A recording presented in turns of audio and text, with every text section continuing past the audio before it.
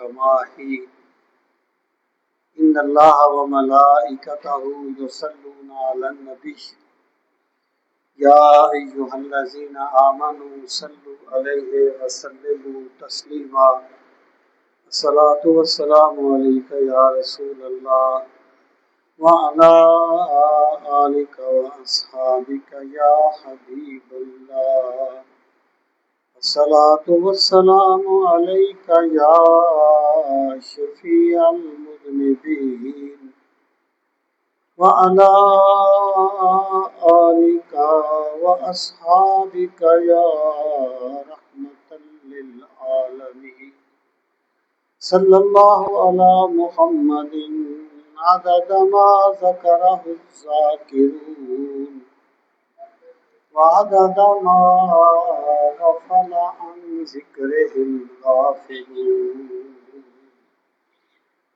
یہ 15ویں پارے کا 12واں رکوع ہے۔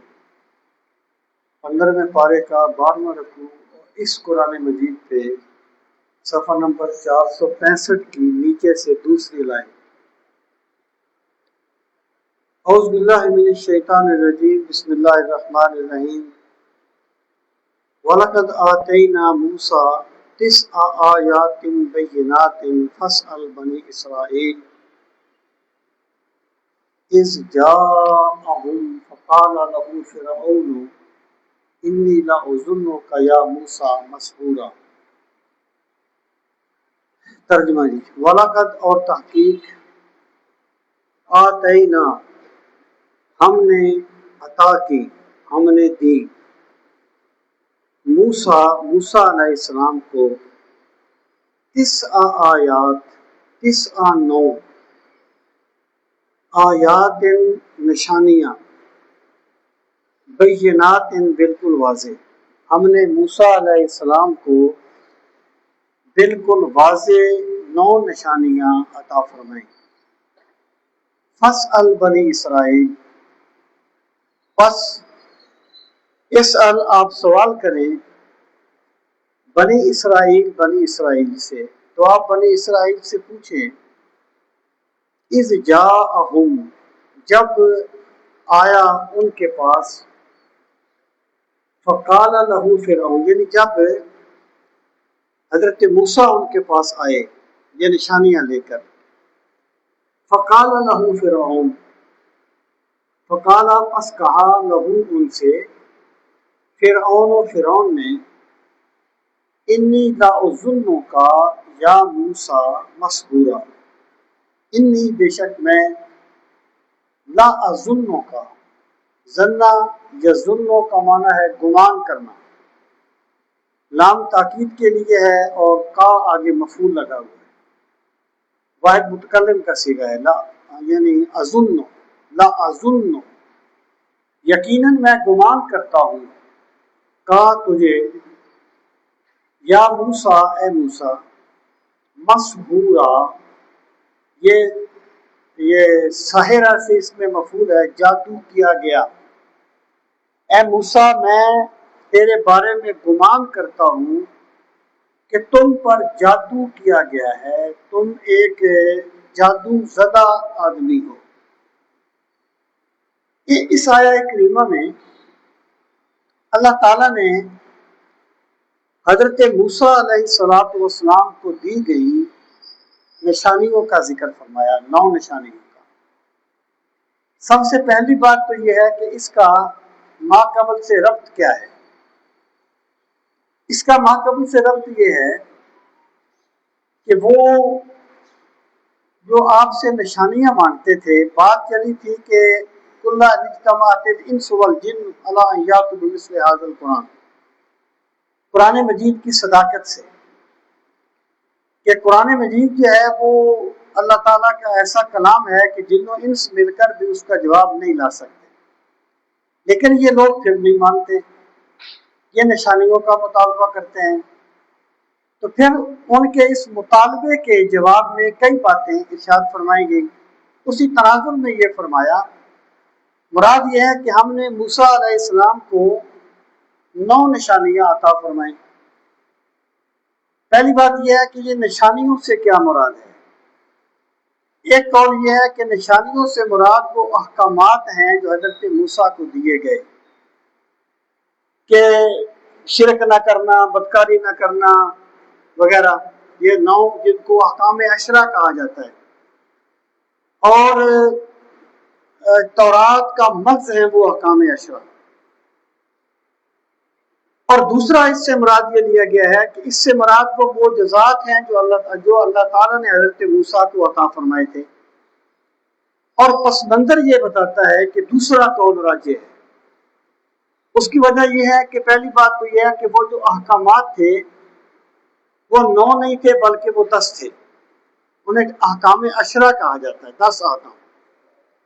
اور یہ 9 نشانیوں کا ذکر ہے۔ 9 نشانیوں سے مراد ہے جیسے فَأَرْسَلْنَا عَلَيْهِمُ الطُّوفَانَ وَالْجَرَادَ وَالْقُمَّلَ وَالضَّفَادِعَ وَالدَّمَ آیَاتٍ مُفَصَّلَاتٍ، یہ نشانیاں ہوگی جن کا ذکر ہے نام پارے میں گزرا ہے۔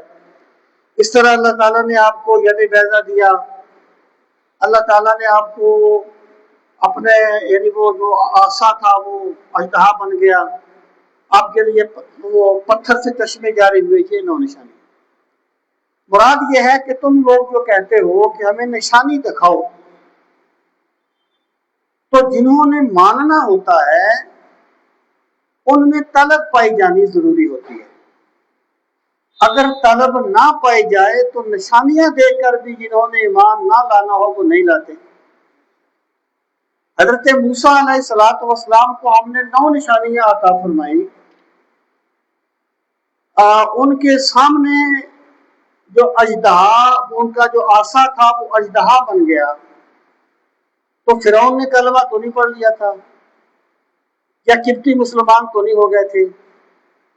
اللہ تعالیٰ نے ان پر خون کی بارش کی، قبطیوں پر، گھر اکٹھے تھے، بنی اسرائیل کے بھی وہاں تھے اور ان کے بھی وہاں تھے، لیکن خون قبطیوں کے گھر میں جاتا تھا، بنی اسرائیل کے گھر میں نہیں جاتا تھا۔ اس طریقے سے جتنی بھی نشانیاں ہیں، تو تم جو کہتے ہو کہ نشانیاں دکھاؤ، تو دراصل یہ یعنی نشانیاں تم کسی طلب کے تحت نہیں مان رہے، صرف ایک ضد دکھانے کے لیے مان رہے۔ جس نے ماننا ہوتا ہے اس میں طلب پائی جانی ضروری ہوتی ہے۔ اگر طلب نہیں پائی جائے گی تو بندہ بڑی سے بڑی نشانی کی بھی کوئی توجیہ کر لے گا۔ یعنی جب حضرت ابراہیم علیہ السلام پر اللہ تعالیٰ نے آگ کو ٹھنڈا کر دیا تو نمرود تو مسلمان نہیں ہو گیا تھا، قوم تو مسلمان نہیں ہو گئی تھی۔ حضرت ابراہیم نے اس کے بعد ہجرت کی ہے، لوگوں میں سے کوئی ایک بندہ بھی آپ کے ساتھ نہیں تھا، آپ تھے اور آپ کے بھتیجے حضرت لوط تھے اور ان کی اہلیہ تھی اور آپ کی اہلیہ تھی، اللہ خیر سے۔ اور جنہوں نے جو طلب لے کے آتے ہیں، جن میں ماننے کی طلب ہوتی ہے، وہ رسول کریم صلی اللہ تعالیٰ علیہ وآلہ وسلم کی ایک بات سنتے ہیں اور تن من دھن قربان کر دیتے ہیں۔ وہ سرکار کا روئے زیبا دیکھتے ہیں اور زلفوں کے قیدی بن جاتے ہیں۔ تو ماننے کا تعلق طلب کے ساتھ ہوتا ہے، ماننے کا تعلق محض نشانیوں کے ساتھ نہیں ہوتا۔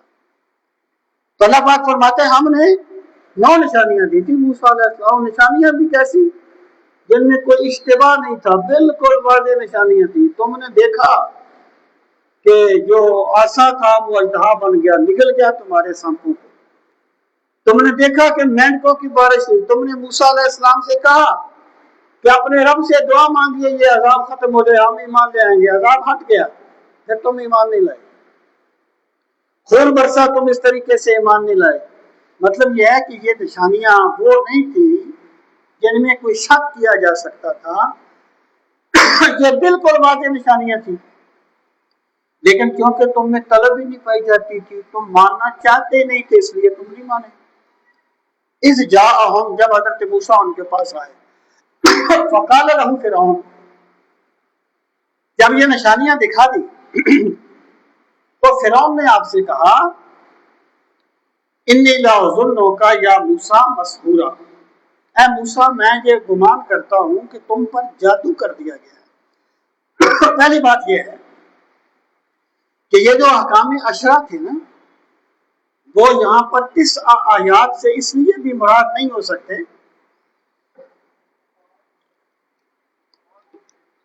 کہ جو احکام عشرہ تھے وہ آپ کو عطا کیے گئے تھے فرعون کے مر جانے کے بعد.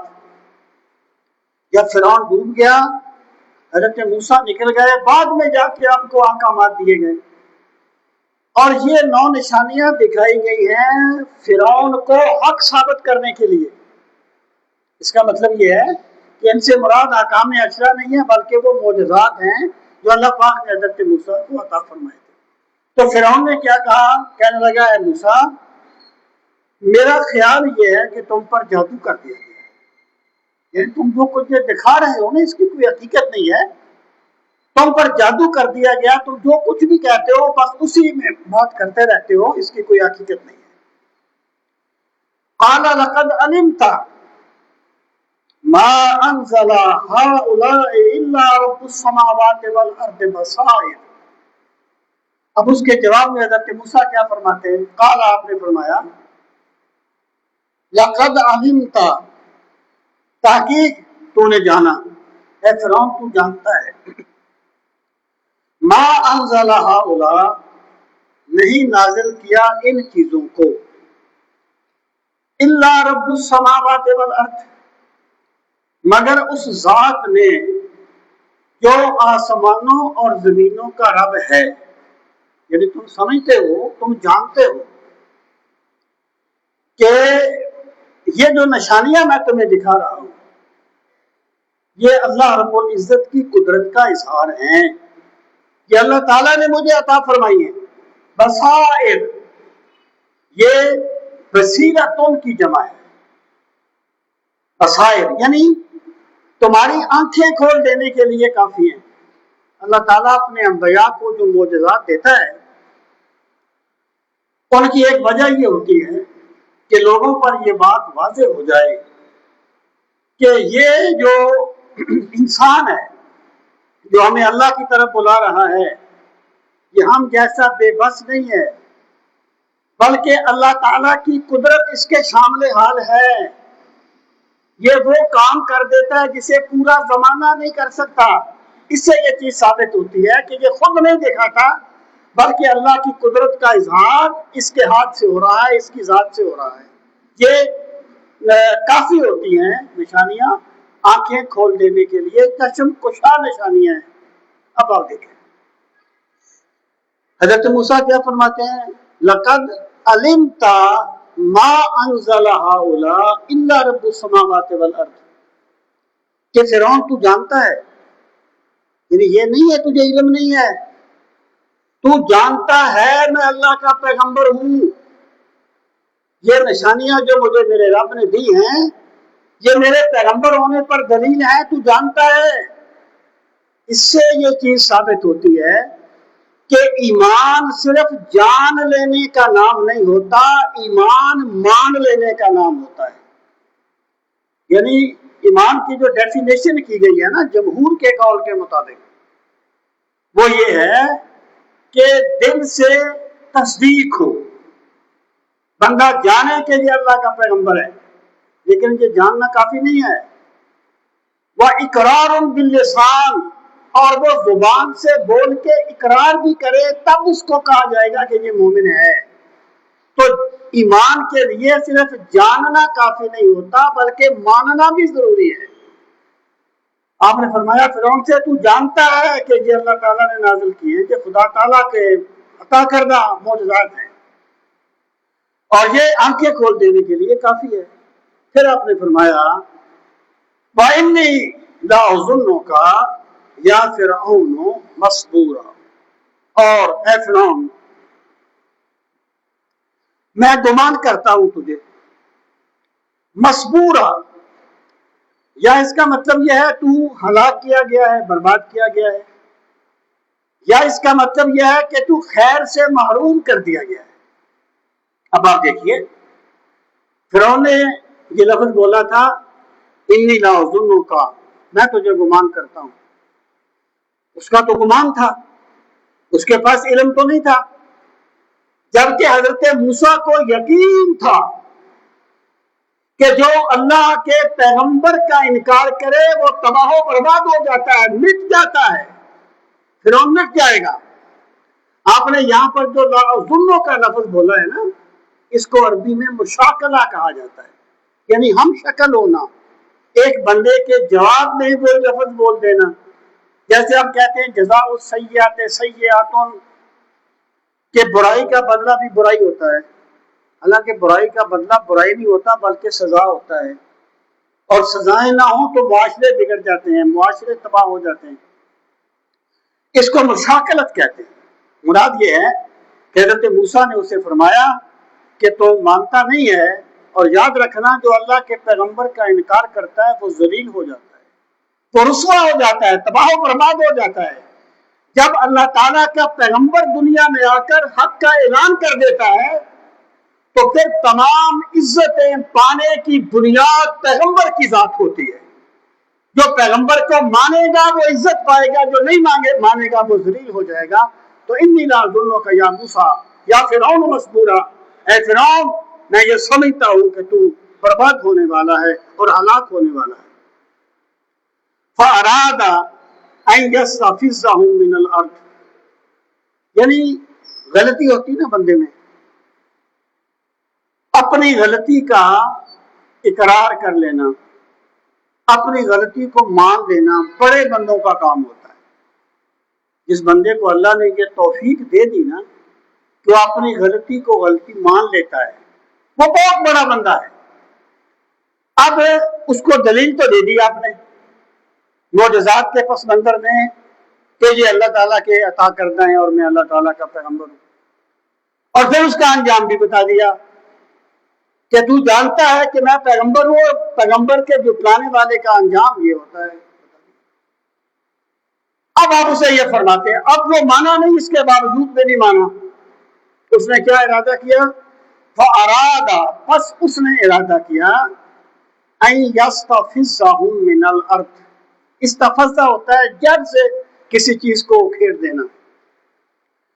اس نے یہ ارادہ کیا کہ وہ بنی اسرائیل کا کلا کما کر دے، بنی اسرائیل کو تہس نہس کر دے، ختم کر دے بنی اسرائیل کو۔ اللہ پاک فرماتا ہے فَأَغْرَقْنَاهُ، جب اس نے یہ ارادہ کیا نا تو پھر ارادے اللہ کے دشمنوں کے کامیاب نہیں ہوتے، ارادے رب کے کامیاب ہوتے ہیں۔ جب اس نے یہ ارادہ کیا فَأَغْرَقْنَاهُ، پس ہم نے اسے غرق کر دیا۔ صرف اسے ہی نہیں، وَمَن مَّعَهُ جَمِيعًا، صرف ایک بندہ جو جرم کرتا ہے نا وہی پھر عذاب کا شکار نہیں ہوتا، بلکہ جو اس مجرم کے ساتھ ہوتے ہیں وہ بھی عذاب کا شکار ہو جاتے ہیں۔ عذاب سب پر آتا ہے۔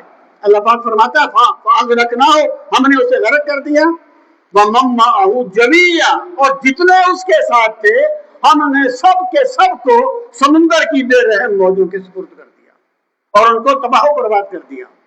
وَقُلْنَا مِن بَعْدِهِ لِبَنِي إِسْرَائِيلَ، اور ہم نے کہا اس کے بعد بنی اسرائیل، بنی اسرائیل سے کیا کہا؟ اسکنوا الارض، اس زمین میں آباد ہو جاؤ۔ اب آپ دیکھیے کہ بنی اسرائیل جو تھے وہ آپ جانتے ہیں کہ فرعونیوں کی غلامی میں تھے، وہ قبطیوں کی غلامی کرتے تھے۔ یہ الگ بات ہے کہ وہ غلام نہیں تھے، وہ تو حضرت موسیٰ، حضرت یوسف علیہ السلام کی نسل میں سے تھے، حضرت یعقوب کی آل تھی، لیکن انہوں نے اس کو غلامی میں لے لیا تھا۔ ان کا ارادہ یہ تھا فرعون کا کہ یہ ہمارے مقابلے میں کیسے آ سکتے ہیں، جو ہماری غلامی میں ہیں یہ میرا مقابلہ کیسے کر سکتے ہیں، میں ان کو تباہ کر دیتا ہوں۔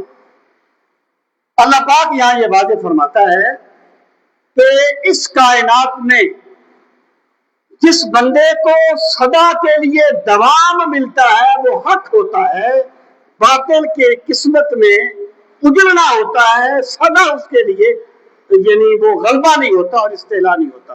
وہ تو قرآن مجید میں فرمایا گیا کہ وَجَاءَ الْحَقُّ وَزَاقَ الْبَاطِلُ إِنَّ الْبَاطِلَ كَانَ زَهُوقًا، آپ فرماتے ہیں حق آ گیا اور باطل مٹ گیا، اور باطل مٹنے ہی والا تھا۔ اللہ کا نظام ہے یہاں پر جس بندے کو دنیا آج بھی سینکڑوں سال گزرنے کے بعد، ہزاروں سال گزرنے کے بعد عظمت کے ساتھ سلام کرتی ہے نا، وہ حق کا نمائندہ ہوتا ہے، وہ حق کا ہوکا لگانے والا ہوتا ہے۔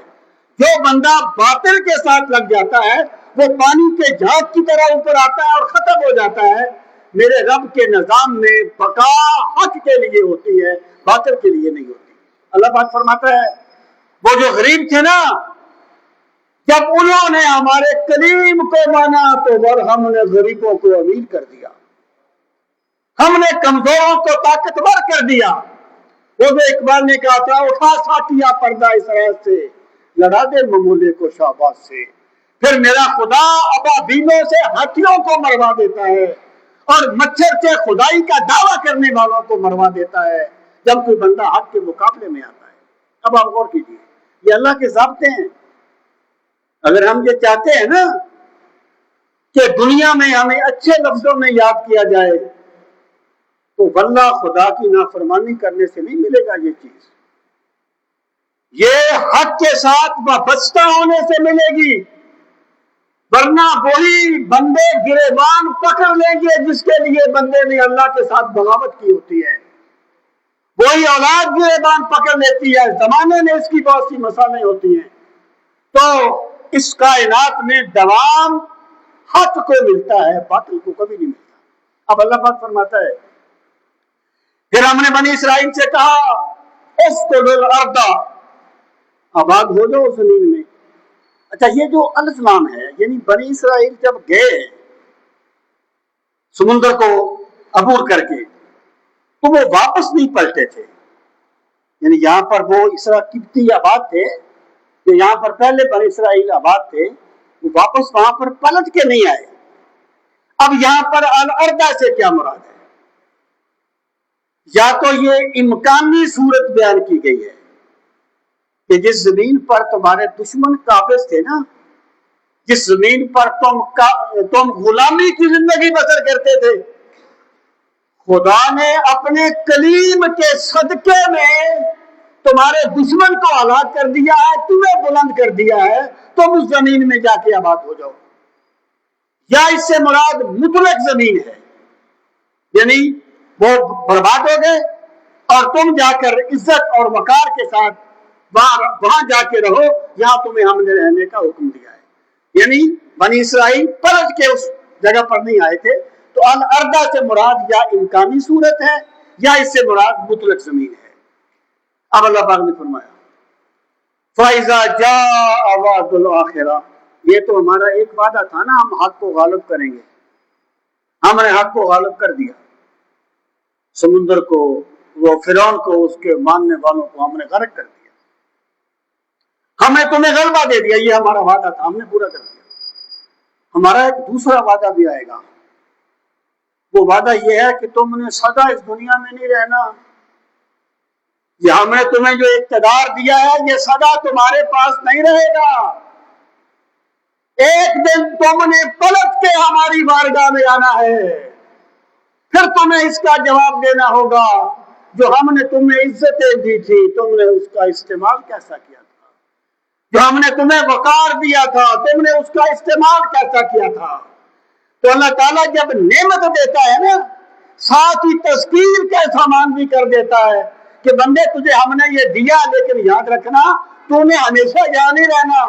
تو اللہ پاک فرماتا ہے ہم نے بنی اسرائیل سے کہا فَإِذَا جَاءَ وَعْدُ الْآخِرَةِ، بس جب وہ آخرت دوسرا وعدہ آ جائے گا، جِئْنَا بِكُمْ لَفِيفًا، لفہ ہوتا ہے لپیٹنا کسی چیز کو، اسی سے لفافہ ہے، یعنی آپ نے کاغذ کو چاروں طرف سے لپیٹ دیا ہے، لفافہ، لفہ لپیٹنا، لفیف مکرون جو لفظ اس طریقے سے آتے ہیں۔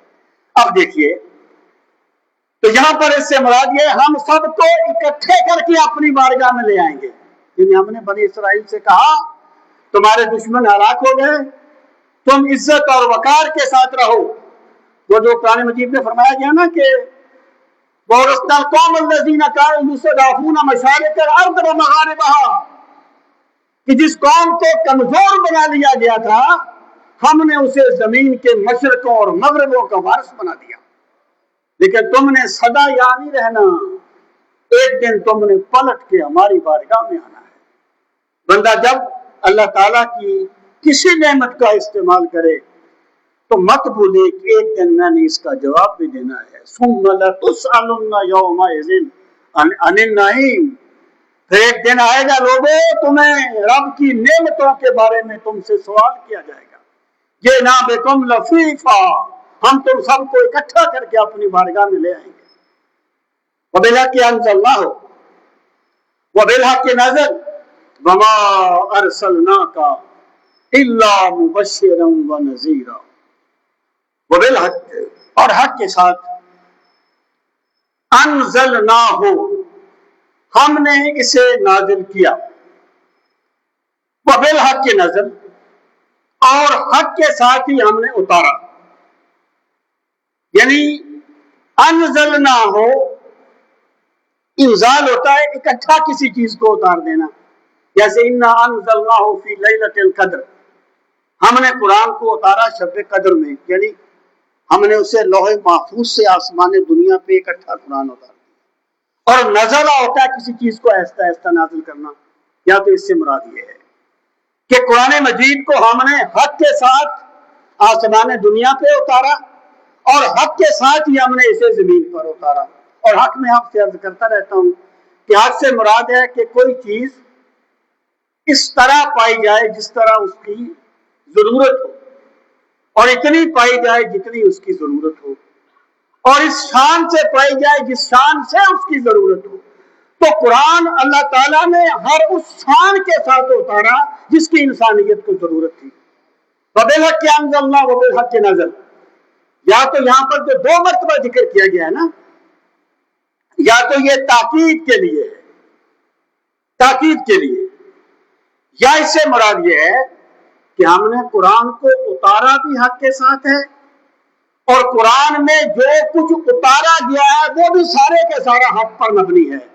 تم قرآن کی کسی بات کو باطل ثابت نہیں کر سکو گے، قرآن لا ریب فیہ کی شان رکھتا ہے اور یہ سارے کا سارا حق پر مشتمل ہے۔ وبالحق انزلنا، اچھا دوسری بات یہ ہے کہ اب یہ بنی اسرائیل کے ذکر کے بعد پھر قرآن مجید کا ذکر آ گیا۔ ایکچولی یہ جا کے وہی ملتا ہے کل اجتمعت الانس والجن کے ساتھ، یعنی یہ تھا انہوں نے نشانیاں مانگی، پھر نشانیوں کا تذکرہ کر دیا، پھر اس کا انجام بتا دیا، اب پھر کلام پہلی چیز کے ساتھ جا کر متصل ہو گیا۔ اس کو عربی میں استطراد کہا جاتا ہے، علم المناسبہ میں اس کو استطراد کہتے ہیں۔ آگے فرمایا وما ارسلناک الا مبشرا ونذیرا، اور ہم نے نہیں اتارا، نہیں بھیجا آپ کو، الا مگر مبشرا بشارت دینے والا، ونذیرا اور ڈرانے والا، یعنی ہم نے آپ کو صرف بشارت دینے والا اور ڈرانے والا بنا کر بھیجا ہے۔ بشارت دینے والا سے مراد کیا ہے کہ آپ لوگوں کو بتائیں کہ لوگوں اگر تم رب کی بندگی کرو گے تو خدا کی رحمتیں تمہیں اس طرح ڈھانپ لیں گی، اور نذیرہ کیا ہے، اگر تم اللہ کی نافرمانی کرو گے تو اس طرح تم اللہ کے عذاب میں گرفتار ہو جاؤ گے۔ اور یہاں پہ اس کا مطلب کیا ہے کہ لوگوں پیغمبر کی ذمہ داری تمہیں لازمی طور پر مسلمان کرنا نہیں ہے، پیغمبر کی ذمہ داری صرف اور صرف اپنے رب کا پیغام پہنچا دینا ہے۔ اللہ تعالیٰ کے کتنے پیغمبر تھے جن پر ایک بندہ بھی ایمان نہیں لایا، پوری زندگی ان پر ایک بندہ بھی ایمان نہیں لایا، تو وہ بھی ناکام نہیں ہو گئے۔ اللہ پاک نے انبیاء کا منصب یہ نہیں رکھا تھا کہ تم نے لازمی طور پہ انہیں مسلمان کرنا ہے، میرے رب نے انبیاء کا منصب یہ رکھا تھا کہ تم نے ان تک حق کا پیغام پہنچانا ہے۔ نبیوں کو آرے سے چیر دیا گیا، شہید کر دیا گیا، تکلیفیں دی گئی، لیکن وہ میرے رب کا پیغام پہنچاتے رہے جیسا کہ پہنچانے کا حق تھا۔ کوئی بندہ جو دین کا کام کرتا ہے اسے یہ بات سمجھ لینی چاہیے کہ میرا کام یہ نہیں ہے کہ لوگوں کے دلوں کو میں موڑ دوں، دل میرے ہاتھ میں نہیں ہے، دل میرے رب کے دست قدرت میں ہے۔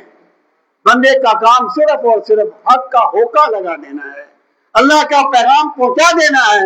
بندے مان جائیں تو سبحان اللہ، نہ مانے تو سبحان اللہ. دعوت دینے والا بندہ ہر حال میں کامیاب ہوتا ہے. میرے رب نے بندے کو نتائج کا مکلف نہیں بنایا. بالحق انزلنا وبالحق نزل وما ارسلناک الا مبشرا ونذیرا. آگے ان کے ایک سوال کا جواب ہے کہ قرآن مجید جو ہے یہ اکٹھا نازل کیوں نہیں ہوا، چند آیات کیوں نازل ہوتی ہیں؟ اس کا مطلب یہ ہے کہ چند آیات بناتے ہیں اور پھر بنا کے لے آتے ہیں. اگر اللہ کا کلام ہوتا تو اکٹھا آ جاتا. اللہ پاک نے اس کا ایک جواب دیا، قل بقرآن، اور یہ قرآن فرقناہ، ہم نے اسے متفرق کیا ہے، یعنی ہم نے اسے وقفے سے نازل کیا ہے. لتقرأہ علی الناس، تاکہ آپ اسے لوگوں پر قرات کریں، علی مکثن، ٹھہر کے، مکث کہتے ہیں وقفے کو، تاکہ آپ وقفے سے لوگوں کو قرآن مجید پڑھ کے سنائیں. یعنی اگر سارے احکامات یکدم آ جائیں تو پھر تو بندے نفسیاتی طور پر بھی پریشان ہو جاتا ہے نا. اور اللہ کا کلام بندے کے لیے ایسے ہے جیسے محبوب کی غذا ہوتی ہے بندے کو، یعنی محبوب کی طرف سے ایک پیغام محبت ہوتا ہے. تو یعنی وقفے سے جب یہ چیز بندے کو ملتی رہے تو اس کا مطلب یہ ہو گیا کہ اللہ تعالیٰ اپنے بندوں کی آسانی چاہتا ہے، اور اس نے اپنے بندوں کی آسانی کے لیے سارے احکامات کو اکٹھا نازل نہیں کیا. وَنَزَّلْنَاهُ تَنزِيلًا، اور ہم نے قرآن کو اسی طریقے سے نازل کیا ہے جس طریقے سے اسے نازل ہونا چاہیے تھا. قُلْ آمِنُوا بِهِ، اب ان سے ایک دیکھیں نا، یہ کسی دنیا دار کا پیمانہ ہو سکتا ہے کہ لوگ میری بات مان لیں گے تو میں کامیاب ہوں، نہ مانیں گے تو میں کامیاب نہیں. حق کا پیمانہ یہ نہیں ہے. حق کا پیمانہ صرف یہ ہے کہ بندہ اللہ تعالیٰ کا، اللہ اپنے دین کے لیے کسی کا محتاج نہیں ہے. بندہ اپنی نجات کے لیے دین کی خدمت کا محتاج ہے. میرے رب کے منصوبوں میں کوئی چیز حائل نہیں ہو سکتی. میرے خدا کا منصوبہ ہے کہ سورج طلوع ہوگا، کوئی نہیں روک سکے گا. اور میرے رب کا منصوبہ ہے کہ اللہ کا دین ہر اس گھر میں پہنچے گا جس گھر میں سورج کی روشنی پہنچتی ہے یا چاند کی چاندنی پہنچتی ہے. پہنچے گا، میرے خدا کا منصوبہ پورا ہوگا. لیکن بندہ دیکھے میں نے اس میں کتنا حصہ ڈالا ہے، میں نے دین کے لیے کیا کیا ہے. دین کسی کا محتاج نہیں ہے، بندہ دین کا محتاج ہے. قُلْ آمِنُوا بِهِ أَوْ لَا تُؤْمِنُوا. قاری صاحب آیت سجدہ ہے، آیت سجدہ ہے جی. سجدہ ایک بات میں کر لینا، اور بعد میں بھی جو بندے اس کو سنے وہ بھی سجدہ. یہ بات وہ بات نہیں جا رہی. ہاں ٹھیک ہے. ان الذین اوتوا العلم، بے شک وہ لوگ جنہیں علم دیا گیا، من قبل، اس سے پہلے، اذا یتلی علیہم، جب تلاوت کی جاتی ہے ان پر، یخرون للاذقان، ذکن تھوڑی کو کہتے ہیں، یہ تھوڑی. خرہ یخر ہوتا ہے منہ کے بل گر پڑنا. یخرون للاذقان، تو وہ تھوڑیوں کے بل گر پڑتے ہیں، سجدہ، سجدے کرتے ہوئے.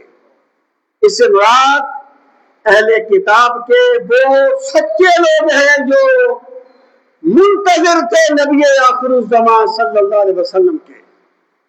جب انہوں نے قرآن مجید سنا تو قرآن مجید میں کہا گیا ان کی آنکھوں سے آنسو جاری ہو گئے، اور وہ لوگ اس طریقے سے قرآن مجید کی طرف لپکے جیسے بڑی دیر سے بچھڑا ہوا بچہ اپنی ماں کی طرف دوڑتا ہے. اللہ پاک فرماتا ہے یخرون للاذقان سجدا، وہ سجدے، تھوڑیوں کے بل سجدے کرتے ہوئے اللہ کی بارگاہ میں گر گئے کہ پروردگار، جس کی خبر حضرت موسیٰ نے دی تھی، جس کی خبر ہمارے انبیاء دیتے آئے تھے، آج ہمیں اس نبی کا دیدار نصیب ہو گیا ہے. آج ہم نے اس کی زبان سے قرآن سن لیا ہے. یخرون للاذقان سجدا ویقولون، اور وہ کہتے ہیں سبحان ربنا، ہمارا رب ہر عیب سے پاک ہے. ان کان وعد ربنا لمفعولا، ان یہاں پر انا کے معنی میں بے شک ہمارے رب کا وعدہ ہر حال میں پورا ہو جاتا ہے. اللہ تعالیٰ جو وعدہ کرتا ہے وہ پورا ہوتا ہے. وَيَخِرُّونَ لِلْأَذْقَانِ، اور وہ گر پڑتے ہیں سجدے کرتے ہوئے. وَيَخِرُّونَ، اور وہ گر پڑتے ہیں لِلْأَذْقَانِ، تھوڑیوں کے بل. وَيَبْكُونَ، روتے ہوئے. لِلْأَذْقَانِ یبکون جو ہے نا، یہ یخرون سے حال ہے، اس کی حالت بیان کر رہے ہیں کہ جب وہ قرآن سنتے ہیں نا تو وہ روتے ہوئے تھوڑیوں کے بل سجدے میں گر جاتے ہیں. وَيَزِيدُهُمْ خُشُوعًا، قرآن کی ہر آیت ان کے درد دل کو بڑھا دیتی ہے، خشوع و خضوع میں اضافہ کر دیتی ہے، کیونکہ قرآن محبوب ازلی کا کلام ہے جو اللہ نے اپنے پیغمبر پر نازل فرمایا ہے. تو فرمایا لوگوں جس نے نہیں مانا نہ مانے، میرا قرآن کسی کا محتاج نہیں ہے، حق کسی کا محتاج نہیں ہے. جو قلب صادق والے ہوں گے وہ اس شان سے قرآن مجید کی طرف آئیں گے. آگے پھر مشرکین کی ایک بات کا تذکرہ ہے. ایک مرتبہ رسول کریم علیہ الصلوۃ والسلام دعا مانگ رہے تھے، یا اللہ یا رحمان کیا کر. انہوں نے کہا دیکھو پہلے کہتے تھے اللہ ایک ہے، آپ اللہ اور رحمان دونوں کو پکار رہے ہیں. تو اللہ پاک نے اس منظر میں فرمایا کل آپ فرما دیجئے ادعوا اللہ، اللہ تعالیٰ کو بلاؤ، اللہ تعالیٰ کو پکارو. ادعوا الرحمان، او یا ادعوا تم بلاؤ الرحمان رحمان، یعنی اللہ کو اللہ کہہ کے پکارو یا رحمان کہہ کے پکارو. ایما تدعو، یہ جو ایام ہے نا یہ اصل میں ہے ایو ہذین، ما تاکید کے لیے، یعنی ان دونوں میں سے تم جس طریقے سے بھی پکارو گے فلاح الاسماء الحسنی، تو جتنے بھی اچھے نام ہیں سب اللہ رب العزت کے ہیں. مراد یہ ہے کہ اللہ تعالیٰ کی صفات جو ہیں، صفات بے شمار ہیں تو نام بھی بے شمار ہیں. کہ 99 میں کہ اللہ تعالیٰ کے نام محدود نہیں ہیں، یہ تو ایک روایت میں آئے ہیں. ہاں ایک بات یاد رہے، اللہ تعالیٰ کا نام بندہ اپنے پاس سے نہیں بنا سکتا. لوگ کہتے ہیں نا اللہ داتا ہے، اللہ، یار داتا بندہ ہوتا ہے، اللہ نہیں ہوتا، وہ اللہ ہے. اللہ تعالیٰ کے نام توقیفی ہے، اجتہادی نہیں ہے. جو نام قرآن و سنت میں آئے ہیں وہ نام ہے. تو اس کا مطلب کیا ہے کہ جس بھی نام سے پکارو، تمام اچھے نام اللہ کے ہیں. اس سے مراد کیا ہے؟ اس سے مراد یہ ہے کہ ایک تو ہوتا ہے نا اس میں ذاتی، ایک ہے اس میں صفاتی، جو کسی صفت کی وجہ سے ہوتا ہے. اور جتنی بھی صفات اس کائنات میں نظر آتی ہیں بظاہر بندوں کی ہے لیکن حقیقت میں میرے رب کی عطا ہے. تو جب ہر صفت میرے رب کی شان ہے تو پھر ایسا ہر نام بھی میرے رب کی شان ہوگا. فلاح الاسماء الحسنی، جتنے بھی اچھے نام ہیں اللہ کے. آگے فرمایا ولا تجہر بصلاتک، یہاں صلاۃ سے مراد نماز بھی لی گئی ہے اور صلاۃ سے مراد دعا بھی لی گئی ہے. جہرا ہوتا ہے اونچی آواز کرنا، ولا تجہر بصلاتک، اور اپنی دعا میں بہت زیادہ اونچی آواز نہ کیا کر، نماز میں بہت زیادہ اونچی آواز نہ کیا کر. ولا تخافت بہا، اور نہ ہی بالکل مخفی کیا کر. وابتغ بین ذلک سبیلا، اور تو تلاش کر ان کے درمیان راستہ، یعنی افراط و تفریط سے بچ کر. وہ جو ہے نا حضرت ایک وقت پر سرکار نکلے تو حضرت ابوبکر صدیق کو دیکھا کہ ذکر کر رہے ہیں بڑے آہستہ آہستہ، فرمایا کچھ اونچا کرو. حضرت عمر کو دیکھا اونچی آواز سے کر رہے ہیں، زیادہ اونچا، فرمایا کچھ آہستہ کرو. مراد یہ ہے کہ اللہ تعالیٰ کا ذکر کرتے ہوئے متوسط چیز جو ہے، متوسط آواز کو اختیار کرنا چاہیے، ان کے درمیان کا راستہ اختیار کیجیے. آگے فرمایا وَقُلِ الْحَمْدُ لِلَّهِ الَّذِي، آپ فرما دیجئے یعنی کوئی خدا کو مانے یا نہ مانے، میں کہا کرتا ہوں کہ حق اپنی حقانیت کے لیے پیروکاروں کا محتاج نہیں ہے. اور رب اپنی ربوبیت کے لیے بندوں کا محتاج نہیں ہے. بندے مانے وہ رب ہے، ایک بھی نہ مانے وہ پھر بھی رب ہے. تو آپ فرما دیجئے الحمدللہ الذی، ہم یعنی حقیقی تعریف اس ذات کے لیے ہے، لم یتخذ ولدا، جس نے اپنی کوئی اولاد نہیں بنائی. یعنی اولاد کا ہونا بندے کے لیے کمال ہے، بندے کے لیے ایک یعنی اس کا ایک اچھی چیز ہے، اس کا ایک صفت بن جاتی ہے، یا ایک اچھا ہے اس کے زندگی میں ایک نعمت ہے. اولاد بہت بڑی نعمت ہے. لیکن اللہ تعالیٰ کی ذات کو بندوں پر قیاس نہیں کرنا چاہیے. جب بندہ اولاد مانگتا ہے نا، اس کی طے میں بندے کی کمزوری ہوتی ہے کہ میری اولاد میرا سہارا بنے گی، اور اولاد کے والدین پہ حقوق ہوتے ہیں. تو اولاد کی تمنا میں بندے کی کمزوری بخشی ہے، اور میرا رب وہ ہے جو ہر کمزوری سے پاک ہے. بندے کے لیے اولاد ہونا حسن ہے، اور میرے رب کے لیے عیب ہے. فرمایا اللہ پاک نے اپنی کوئی اولاد نہیں بنائی. ولم یکن لہ شریک فی الملک، ولم یکن، اور نہیں ہے اس کے لیے شریک فی الملک، اس کی بادشاہی میں کوئی شریک، اس کی خدائی میں اس کے ساتھ کوئی شریک بھی نہیں ہے. ولم یکن لہ ولی من الذل، ذل کہتے ہیں بے بس ہو جانا، درماندگی، تھک جانا.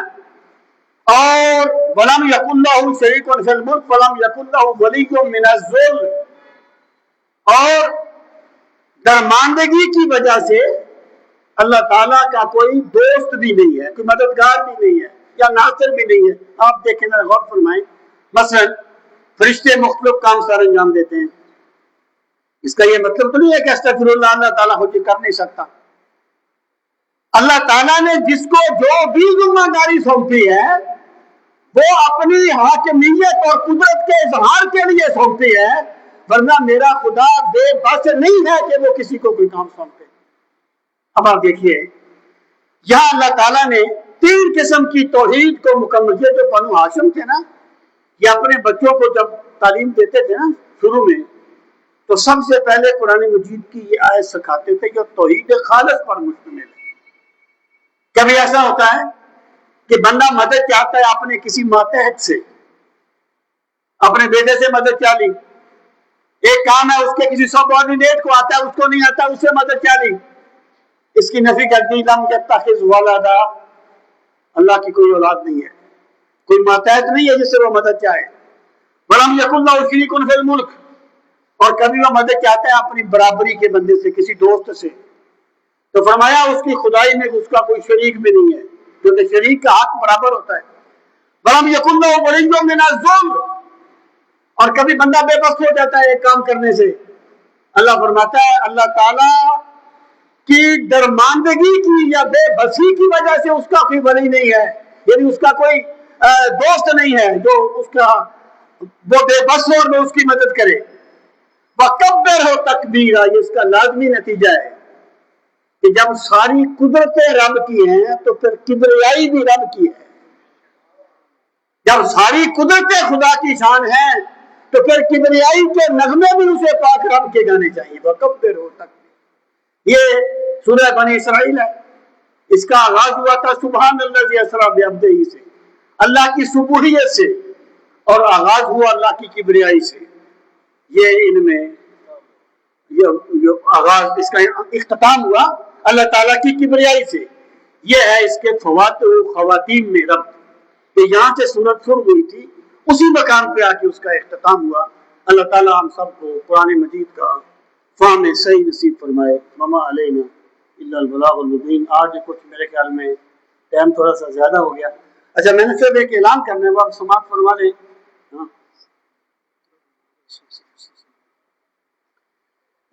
یہ جو اتوار آ رہا ہے نا، اس اتوار کو جو تفسیر ہے یعنی مطالب القرآن کو جو الحمدللہ میں نے لکھی ہے، اس کی تقریب رونمائی ہم کر رہے ہیں اسلام آباد میں شفا انٹرنیشنل کے بالکل سامنے اکادمی ادبیات پاکستان. اکادمی ادبیات اقبال ہے یا پاکستان ہے؟ اکادمی ادبیات پاکستان ہے میرے خیال میں. برکب اکادمی ادبیات اس کا نام ہے، بالکل شفا انٹرنیشنل کے بالکل سامنے اس میں کر رہے ہیں. 2 بجے پروگرام، 1:30 بجے پروگرام شروع ہوگا. تو میری آپ تمام احباب سے گزارش ہے کہ آپ اس میں تشریف لائیں. وہاں پر قرآن مجید کے بارے میں اور تفسیر کے بارے میں مختلف پہلوؤں پر بڑے بڑے جید ڈاکٹر حضرات جو ہیں نا، بڑے بڑے جید قرآن کے ماہر، وہ گفتگو کریں گے. اور اس میں آپ ضرور تشریف لائیں. اتوار کے دن 7 جون کو 2 بجے شفا انٹرنیشنل کے سامنے اکادمی ادبیات پاکستان میں. ٹھیک ہے جی. اور یہ دعوت نامے بھی ہیں، یہ جاتے ہوئے کچھ کو دے دینا. یہ دعوت نامے اس کے ہیں، یہ بھی لے لینا. تو آپ خود بھی تشریف لائیں اور کوشش کریں کہ اپنے دوسرے ساتھیوں کو بھی لے کے آئیں. انشاءاللہ تعالیٰ بہت اچھا اور بابرکت پروگرام. الحمدللہ رب العالمین والعاقبۃ للمتقین، الصلاۃ والسلام علی سید المرسلین وعلی آلہ واصحابہ اجمعین. ربنا آتنا فی الدنیا حسنۃ وفی الآخرۃ حسنۃ وقنا عذاب النار. پروردگار عالم ہم سب کی حاضری اپنی بارگاہ عالی میں قبول و منظور فرما. یا اکرم الاکرمین، اپنے بے پناہ کرم کا واسطہ ہمیں قرآن مجید کی نعمت کی قدر کرنے کی توفیق نصیب فرما. پروردگار عالم قرآن مجید کی بے پناہ برکتوں کا واسطہ تمام دکھیوں کے دکھ دور فرما، تمام پریشان حالوں کی پریشانیاں دور فرما. میرے مالک جن دوستوں نے دعا کے لیے کہا ہے، میرے مالک ان پہ خصوصی کرم فرما، ان کی مشکلات کو آسان فرما، ان کے بیماروں کو شفائے کلی نصیب فرما، تمام قسم کی پریشانیوں کا اپنے کرم سے ازالہ فرما. یا کرم الاکرمین، اپنے بے پناہ کرم کا واسطہ ہم سب کو دارین کی عزت نصیب فرما، دونوں جہانوں کی برکتیں نصیب فرما. میرے مالک ہمیں قرآن مجید کی تلاوت کا ذوق نصیب فرما. قرآن مجید کو سمجھنے کے لیے ہمیں شرح صدر کی نعمت سے نواز. یا اکرم الاکرمین، اپنے ذکر کی حلاوتیں نصیب فرما، اپنی یاد کی لذتیں نصیب فرما. ربنا تقبل منا انک انت السمیع العلیم وتب علینا انک انت التواب الرحیم. وصلی اللہ تعالی علی